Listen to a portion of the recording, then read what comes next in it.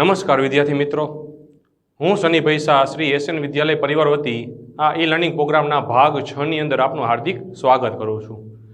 વિદ્યાર્થી મિત્રો, આની પહેલાના ભાગ નંબર 5 ની અંદર આપણે જોઈ ચૂક્યા છીએ કે ધાતુની મંદ બેઝ સાથે પ્રક્રિયા કરતો પ્રયોગ એટલે કે પ્રવૃત્તિ 2.4. અહીં પ્રવૃત્તિ આપણે આજે 2.5 શીખવાના છીએ આ ભાગ 6 ની અંદર. અને આ ભાગ 6 ની અંદર વિશેષ માહિતી કે અવક્ષેપ શું કહેવાય, જે તમે પ્રકરણ નંબર 1 ની અંદર શીખી ગયા છો, તો આની પણ આપણે અહીંયા રજૂઆત કરવાના છીએ. તો ચાલો નવો પ્રશ્ન ચાલુ કરીએ ભાગ 6 ની અંદર. પ્રશ્ન નંબર આપણા માટે 8, જે આશરે 4 માર્કનો છે. પ્રવૃત્તિ 2.5 એટલે કે પ્રયોગ છે એક પ્રકારનો, જેનું નામ છે કે ધાતુ કાર્બોનેટ અથવા ધાતુ હાઇડ્રોજન કાર્બોનેટ. આપણે અહીંયા ધાતુ તરીકે સોડિયમ લીધેલી છે.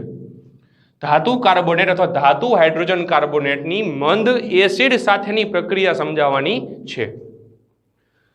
તો ધાતુ કાર્બોનેટ એટલે કે સોડિયમ કાર્બોનેટ Na2CO3, જેને આપણે ધોવાનો સોડા કહીએ છીએ, washing soda. Sodium hydrogen carbonate એટલે કે NaHCO3, ખાવાનો સોડા એટલે કે બેકિંગ સોડા.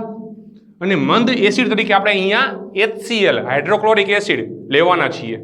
તો આ પ્રક્રિયા જે છે ધાતુ કાર્બોનેટ અથવા ધાતુ હાઇડ્રોજન કાર્બોનેટની મંદ એસિડ સાથેની પ્રક્રિયા એક પ્રવૃત્તિ દ્વારા આપણે શીખવાની છે. તો આ પ્રશ્ન નંબર 8 બહુ અગત્યનો પ્રશ્ન છે. તો તે તમે નોટબુકમાં આકૃતિ દોરીને તમામ માહિતી નોંધી લેશો, જેમાં હેતુ, સાધન, પદાર્થ, આકૃતિ, પદ્ધતિ અને અંતે આવશે રાસાયણિક સમીકરણો. તો ચાલો શરૂ કરીએ. સૌપ્રથમ હેતુ. હેતુમાં આવશે સૌથી પહેલા પ્રશ્નની રજૂઆત જ કરવાની છે. બીજી વાર પ્રશ્ન શું છે કે સોડિયમ કાર્બોનેટ એટલે કે ધાતુ કાર્બોનેટ અથવા તો સોડિયમ હાઇડ્રોજન કાર્બોનેટ ની મંદ એસિડ સાથેની પ્રક્રિયા સમજાવો. તો તે હેતુમાં આવશે. સાધન અને પદાર્થ આપણે આકૃતિ પરથી લખવાના છીએ, અને અંતે જે આકૃતિમાં જે કાંઈ રજૂઆત આપણે કરીએ છીએ તેને આપણે પદ્ધતિમાં શાબ્દિક વર્ણન કરશું, અને અંતે રાસાયણિક પ્રક્રિયા લખીશું. ચાલો શરૂ કરીએ. આકૃતિ. તો સ્કેલ અને પેન્સિલ વડે તમે આકૃતિ પણ દોરી શકશો. સૌથી પહેલા કસનાળી સ્ટેન્ડ લેવાનું છે. અહીંયા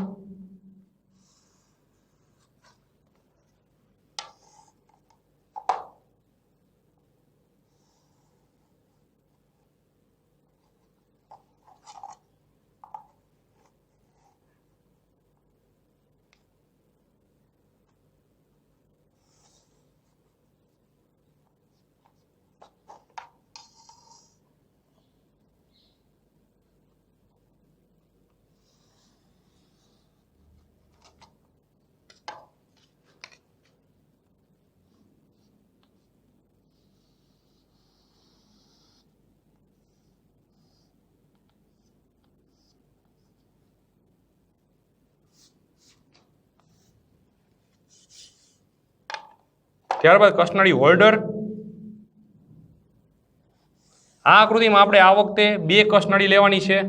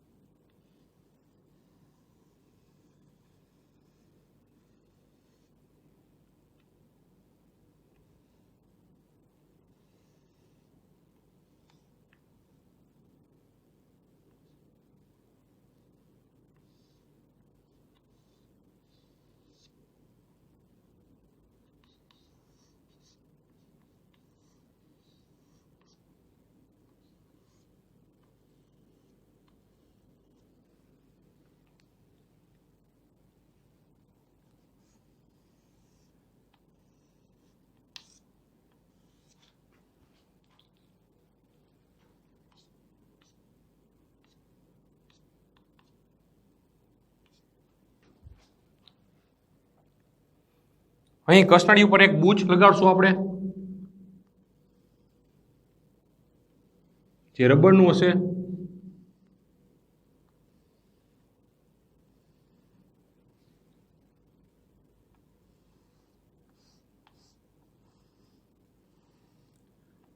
આખી થિયરી જે તમે નોટબુકમાં તમે લખવાના છો તે માત્ર આકૃતિ ઉપર વધારે આધારિત છે. જો આકૃતિ સમજાઈ જાય તો તેના ઉપર તમે હેતુ, સાધન, પદાર્થ અને પદ્ધતિ તેમજ રાસાયણિક સમીકરણ પણ લખી શકો છો.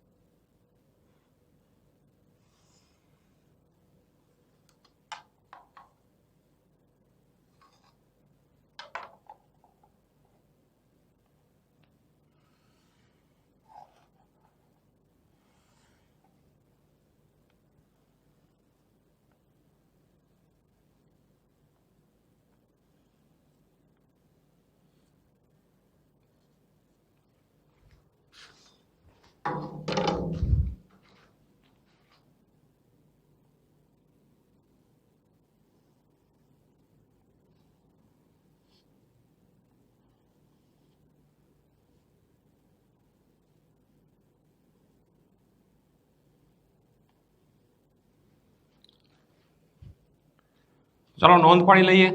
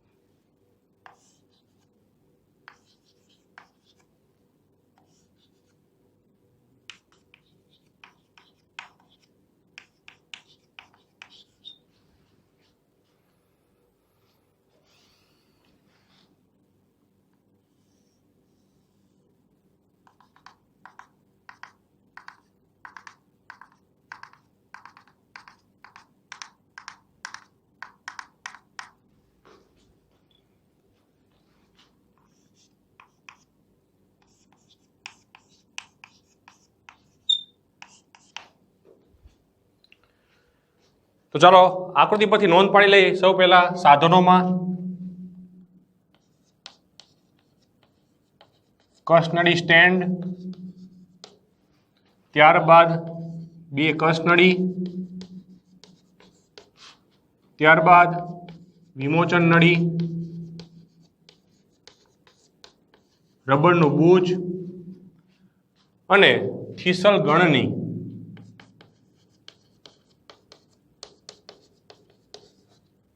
પદાર્થની વાત આવે તો પદાર્થની અંદર આશરે 0.5 ગ્રામ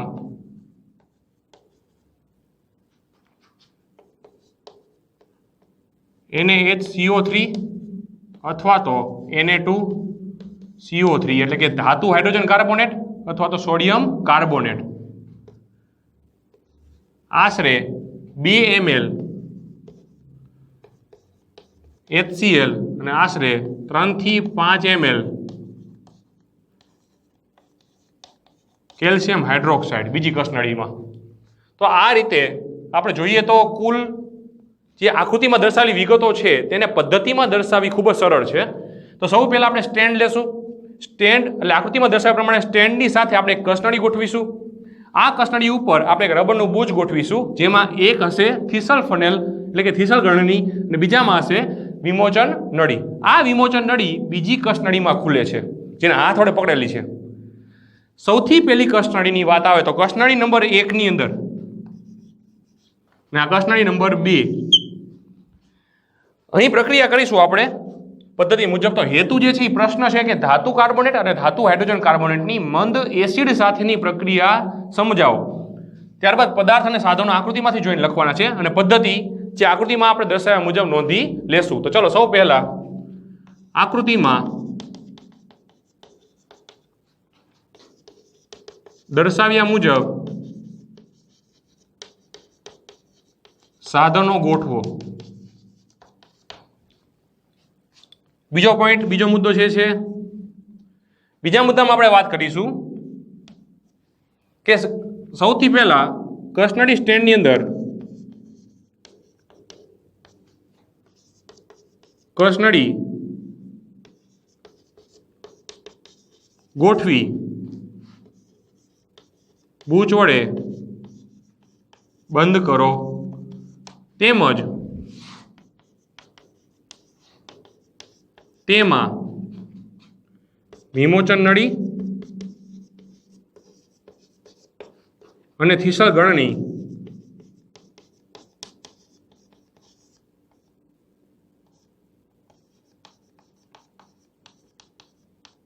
પસાર કરો. હવે પ્રક્રિયા ચાલુ કરશું. આ થીસલ ગણનીને અને વિમોચન નળીને દ્વારા આપણે આ પ્રક્રિયા સમજવાની વાત છે. તો વિમોચન નળી બીજી કસનળીમાં પસાર કરવાની છે. આ વિમોચન નળીને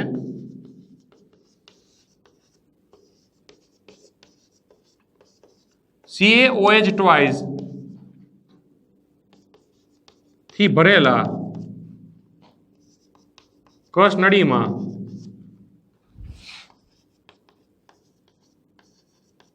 ડૂબાડો.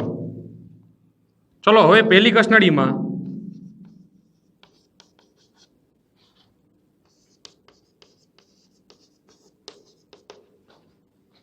2 ગ્રામ એટલે કે અડધો એટલે કે 0.5 ગ્રામ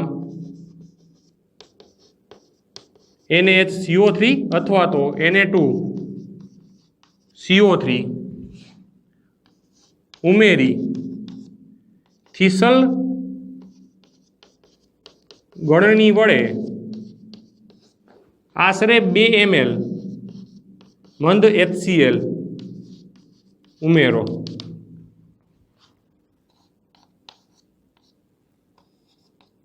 પ્રક્રિયાને અંતે ઉત્પન્ન થતા CO2 વાયુની કસનળી 2 માં થતી પ્રક્રિયા વર્ણવો, જે નીચે મુજબ છે.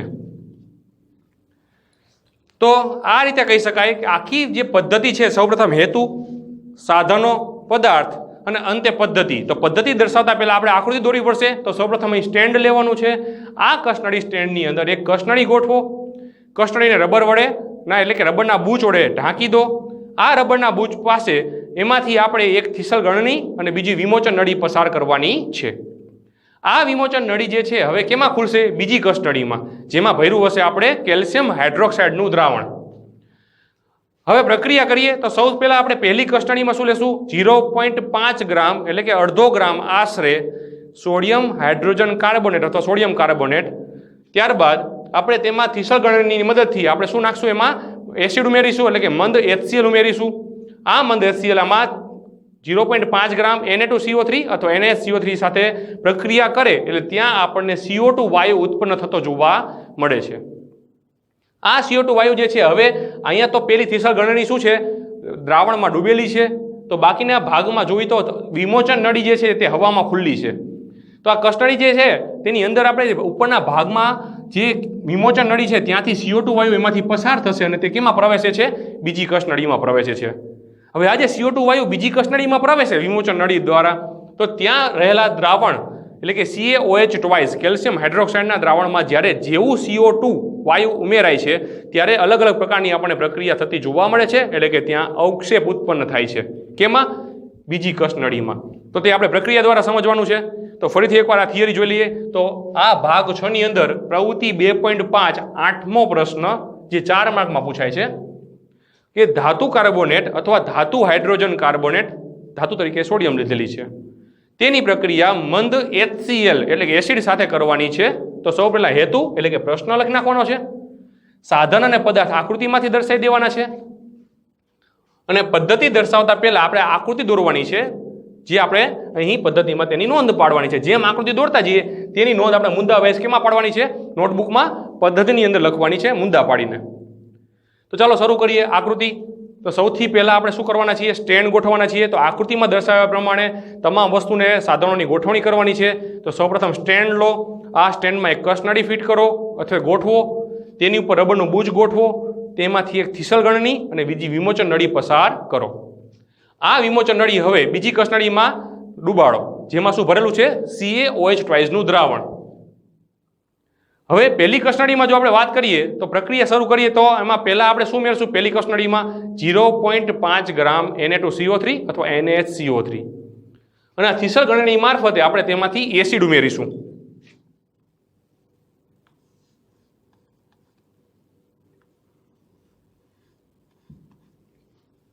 હવે જેવો એસિડ ધાતુ કાર્બોનેટ અથવા ધાતુ હાઇડ્રોજન કાર્બોનેટ સાથે પ્રક્રિયા કરે છે તેવા સમયે થીસલ ગળણી તો દ્રાવણમાં ડૂબેલી છે, પરંતુ હવામાં થોડી ખુલ્લી કોણ છે? વિમોચન નળી. તો જે રાસાયણિક પ્રક્રિયા થશે એને અંતે શું ઉત્પન્ન થશે? તો આપણે વાત કરી તે મુજબ CO2 વાયુ ઉત્પન્ન થશે અને આ CO2 વાયુ વિમોચન નળી મારફતે બીજી કસનળીમાં દાખલ થશે. હવે ત્યાં કોણ છે? તો બીજી કસનળીમાં છે કેલ્શિયમ હાઇડ્રોક્સાઇડ. હવે તેમાં જેવો CO2 ઉમેરાય એટલે વિવિધ પ્રકારની આપણને રાસાયણિક પ્રક્રિયા જોવા મળશે, જેની આપણે નોંધ પાડીશું રાસાયણિક પ્રક્રિયાની અંદર. અને ત્યાં ઉત્પન્ન થાય છે સફેદ અવક્ષેપ, જે આપણે નળી આંખે જોઈ શકાય છે. તો ચાલો રાસાયણિક પ્રક્રિયા પણ આપણે જોવાની છે. તો આ હતી હેતુ, સાધન, પદાર્થ, આકૃતિ અને પદ્ધતિની વાત. આ તમે નોટબુકમાં નોંધ પાડી દીધી હશે આકૃતિ દોરીને. તો હવે અંતિમ તબક્કો આ પ્રવૃત્તિ 2.5 નો, જેને કહેવાય રાસાયણિક પ્રક્રિયા અથવા સમીકરણ લખવાના છે. તો આપણે શરૂ કરીએ.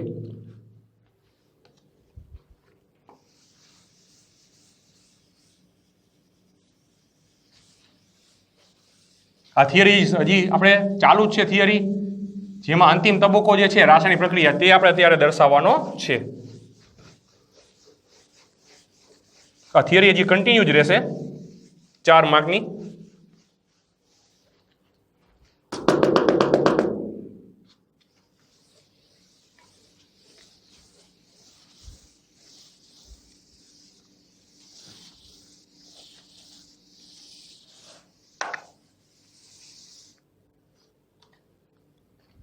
તો નોંધ પાડીશું અંતિમ તબક્કો આ થિયરીનો. રાસાયણિક સમીકરણો અથવા એને કહેવાય છે પ્રક્રિયા.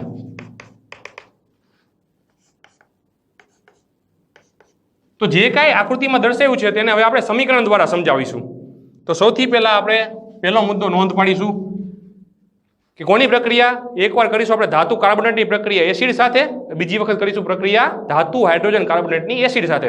વિદ્યાર્થી મિત્રો, આ થિયરી ગોખવાની નથી. અથવા માત્ર સમજવાની પણ નથી, આ યાદ રહી જાય કોના દ્વારા? રાસાયણિક સમીકરણની મદદથી. જો તમે રાસાયણિક સમીકરણમાં ધ્યાન આપશો તો આ કેવી રીતે રાસાયણિક પ્રક્રિયા થાય છે તેની સમજૂતી હું દર્શાવી શકીશ. તો ચાલો સમજીએ. સૌથી પહેલા આપણે રાસાયણિક પ્રક્રિયા સમજીશું Na2CO3 ની, એટલે કે ધાતુ કાર્બોનેટની. સોડિયમ કાર્બોનેટ જે ઘન સ્વરૂપે છે એની પ્રક્રિયા કરીશું એસિડ સાથે. તો વિદ્યાર્થી મિત્રો તમે જોઈ શકો છો અહીં સોડિયમના 2 પરમાણુ છે, હાઇડ્રોજનના 2 પરમાણુઓ છે અને તે જ રીતે ક્લોરીનના પણ 2 પરમાણુ છે જેને આપણે અલગ પાડીશું. તો ચલો અહીં સોડિયમ કોની સાથે? ક્લોરીન સાથે જોડાશે તો 2NaCl શું બનશે? ચલો વત્તા હવે શું કરીશું? H2 અને આમાંથી આપણે એક ઓક્સિજનનો પરમાણુ લઈ લેશું તો એ આપણને બનશે પાણીનો સંયોજન, એટલે કે લિક્વિડ ફોર્મમાં. બંને જલીય છે એટલે એક્યુએસ એક્યુ દર્શાવીશું. ચલો અંતે તબક્કામાં શું વધે છે? CO2 એટલે કાર્બન ડાયોક્સાઇડ વાયુ, એટલે ગેસ સ્વરૂપમાં. ફરીથી એકવાર સોડિયમ કાર્બોનેટની પ્રક્રિયા હાઇડ્રોક્લોરિક એસિડ સાથે કરતા ક્ષાર એટલે કે સોડિયમ ક્લોરાઇડ, કાર્બન ડાયોક્સાઇડ અને પાણી મળે છે. તો પ્રક્રિયક અને નિપજ કેવી રીતે પ્રક્રિયા થાય છે ફરીથી એકવાર જોઈ લઈએ.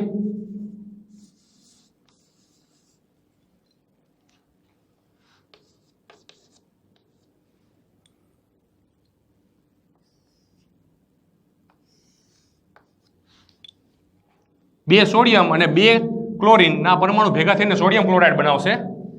ત્યારબાદ H2 અને આમાંથી એક ઓક્સિજન લેશું આપણે, શું બનશે? H2O અને વધે છે શું? CO2. તો કાર્બન ડાયોક્સાઇડ આમાંથી એક ઓક્સિજન છૂટો પડીને આ હાઇડ્રોજનના પરમાણુ સાથે જોડાશે. તો અહીં હાઇડ્રોજન 2 હોવાથી એને હાઇડ્રોજનનો અણુ કહેવાય. તો આ હાઇડ્રોજનના અણુ સાથે એક ઓક્સિજન જોડાઈને આપણને પાણી સ્વરૂપમાં મળી આવે છે સંયોજન. ચલો બીજી પ્રવૃત્તિ જોઈએ. હવે આ જ રીતે કોની પ્રવૃત્તિ? સોડિયમ હાઇડ્રોજન કાર્બોનેટ એટલે કે ખાવાના સોડા કહી શકાય. ધાતુ હાઇડ્રોજન કાર્બોનેટ Na2CO3 પછી NaHCO3 ખાવાના સોડા ની પ્રક્રિયા એસિડ સાથે કરવામાં આવે તો આ જ રીતે આપણને શું મળશે? NaCl.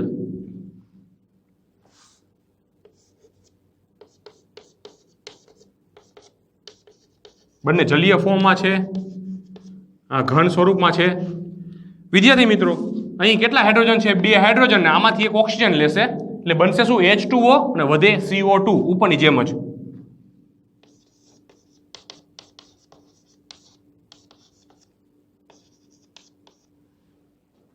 ત્યારબાદ જોઈએ હવે આ જે CO2 વાયુ ઉત્પન્ન થાય છે તે કેમાં ભળે છે? તો કેલ્શિયમ હાઇડ્રોક્સાઇડમાં. તો ચલો શરૂ કરીએ. છેલ્લી પ્રક્રિયા જે તબક્કા નંબર 2 એટલે કસનળી 2 માં જોવા મળશે. અહીં કસનળી 1 નો ભાગ પૂરો થયો. બંનેની પ્રક્રિયા આપણે એસિડ સાથે કરી ચૂક્યા, જે રાસાયણિક સમીકરણ સ્વરૂપે આપણે દર્શાવી દીધું છે બોર્ડ ઉપર. હવે જે વાયુ ઉત્પન્ન થાય છે વિમોચન નળી મારફતે એ કેમાં જાય છે? તો તે જાય છે કેલ્શિયમ હાઇડ્રોક્સાઇડ દર્શાવતા કસનળી નંબર 2 માં. હવે આ કસનળી 2 માં શું થશે? આપણે વાત થઈ હતી ને અવક્ષેપ સફેદ પ્રકારના, એ અવક્ષેપ આપણે અહીંયા રાસાયણિક સમીકરણ સ્વરૂપે દર્શાવીશું. તો ચાલો લખીએ. હવે CaOH ટ્વાઇસ બીજી કસનળીમાં જેવો CO2 વાયુ આપણે અંદર ભેળવીએ છીએ તેવા સમયે આપણને શું મળે છે? તો ત્યાં અવક્ષેપ મળશે અને આપણને જે અવક્ષેપ મળે છે તે આપણને, તો આમાંથી પહેલા છૂટો પાડશું આપણે પાણીનો અણુ CaCO3 કેલ્શિયમ કાર્બોનેટ થશે અને પાણીનો અણુ એક છૂટો પડે છે. કેવી રીતે સમજાવું?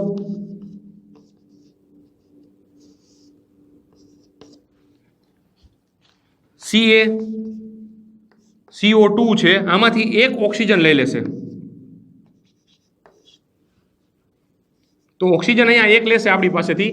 તો આવા સમયે એક ઓક્સિજન આની પાસે જાય તો આમાં વધે શું? H2 અને એક ઓક્સિજન વધશે. તો હાઇડ્રોજન 2 અને ઓક્સિજનનો 1 એટલે આ રીતે આપણને H2O મળે છે CaCO3. તો આ છે કેલ્શિયમ કાર્બોનેટ એટલે કે સફેદ અવક્ષેપ જે પાણીમાં કેવા છે? અદ્રાવ્ય. પણ આખું દ્રાવણ જે છે ને એ દુધિયા રંગનું દ્રાવણ બનશે.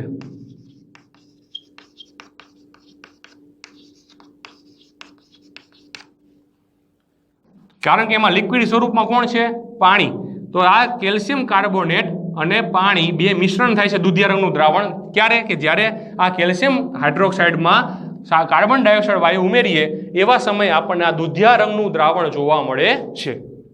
ચલો હજી વધુ માત્રામાં CO2 વાયુ પસાર કરીએ તો પછીનો તબક્કામાં લખીશું આપણે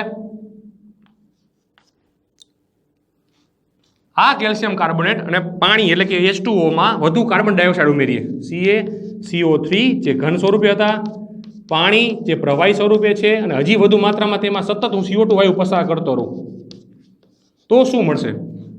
તો આપણને મળશે calcium hydrogen carbonate Ca in bracket H CO3 twice.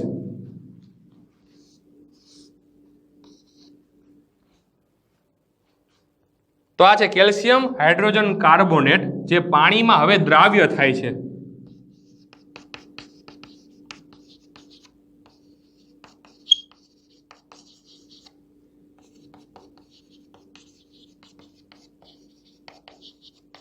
અને આથી દુધિયો રંગ તેનો દૂર થઈ જાય છે.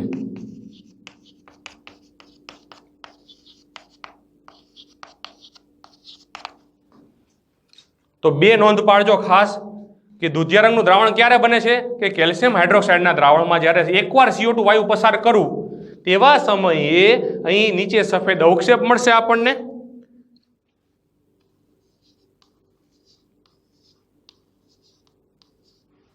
અને આ સફેદ અવક્ષેપ જે છે તે આપણે અદ્રાવ્ય હોય છે અને આખું દ્રાવણ જે છે એ દુધિયા રંગનું બની જાય છે. પરંતુ હજુ વધુ માત્રામાં CO2 વાયુ આમાં પસાર કરતો રહું એવા સમયે આ દુધિયા રંગનો જે છે તે દુધિયા રંગ દૂર થશે અને જે આ અદ્રાવ્ય સ્વરૂપે અવક્ષેપ હતા તે હવે દ્રાવ્ય બની જાય છે. કારણ કે અહીં શું ઉત્પન્ન થાય છે પ્રક્રિયાને અંતે? Calcium hydrogen carbonate. કેવી રીતે? CO3 આમાં પણ CO3 અને H2 એટલે બે હાઇડ્રોજન છે. તો ફરીથી એકવાર જોઈ લઈએ. આ ઓક્સિજન કેમાં ઉમેરાય છે? CO2 સાથે ઉમેરાય છે અને CO3 થઈ જાય છે. તો આ રીતે પ્રક્રિયા આપણે જોઈ શકાય. તો ચાલો આ અંતિમ તબક્કો તો રાસાયણિક પ્રક્રિયાનો જે અહીં પૂરો થાય છે. તો આ રીતે થિયરી અહીંયા પૂરી થાય છે. હવે છેલ્લો પ્રશ્ન એટલે કે 9મો પ્રશ્ન આપણે જોવાના છીએ.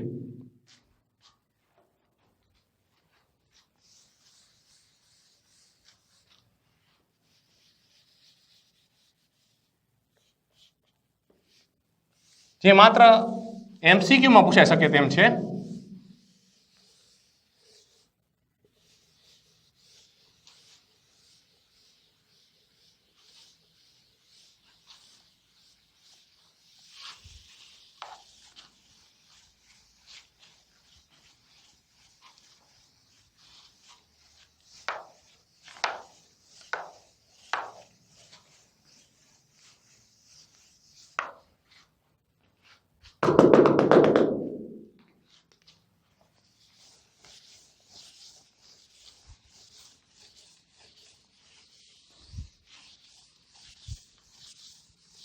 કે જે સફેદ અવક્ષેપ ઉત્પન્ન થાય છે તેના બીજા અન્ય નામ જણાવવાના છે જે કુદરતી પ્રાપ્તિ સ્થાન પણ કહી શકાય. તો આ જ ભાગમાં એના પછીનો 9મો પ્રશ્ન જે બે ગુણ માટે અગત્યનો છે કે કેલ્શિયમ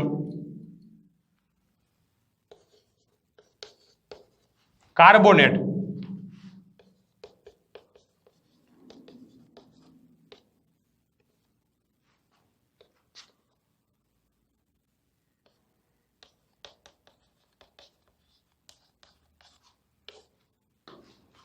ના અન્ય નામ અથવા કુદરતી પ્રાપ્તિ સ્થાન જણાવો.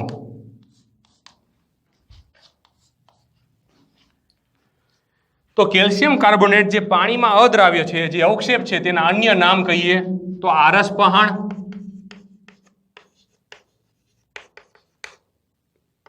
ત્યારબાદ શંખમાં, તો તે શંખમાંથી પણ મળી આવે છે જેમાં કેલ્શિયમ કાર્બોનેટ હોય છે, ત્યારબાદ ચોક,